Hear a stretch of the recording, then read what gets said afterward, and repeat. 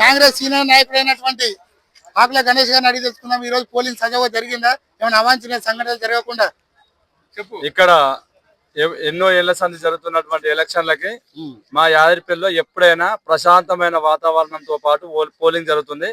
మేము అందరము కులాలకు మతాలకు అతీతంగా బంధుమిత్రులతో ఎట్లా అయితే కలిసిమెలిసి ఉంటామో ఆ విధంగానే మా ఊర్లో అట్లా ప్రశాంతంగా పోలింగ్ జరిగింది. గతంలో ఎన్నలేని విధంగా ఈసారి భారీ పోలింగ్ జరిగినట్టు సమాచారం. ఇది ఎంతవరకు నిజం? ఇప్పుడైతే ఎంతవరకు అయితే 98% పోలింగ్ జరిగింది. ఎప్పుడున్నా 88-89% జరిగేది. ఈసారి అయితే చాలా మంచిగా అద్భుతంగా పోలింగ్ జరిగిందని చెప్పేసి సంతోషపడుతుంది. మరి ఈసారి ప్రజా తీర్పు ఎటు ఉండబోతుందని చెప్పగలరా?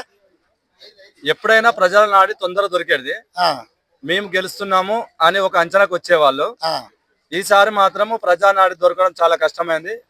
ఎవరు గెలుస్తారు ఎవరు ఓడతారు అనేది పోలింగ్ డేట్ వరకు చెప్పలేనటువంటి పరిస్థితి ఇక్కడ యాదగిరిపల్లిలో ఏర్పడింది. సో ఎవరు గెలుస్తారో ఎవరు గెలవరో తెలిసేది 11 తారీఖు అని మన ఆకుల గణేష్ సీనియర్ నాయకులు అంటే చెప్పడం జరిగింది. 13 కదా.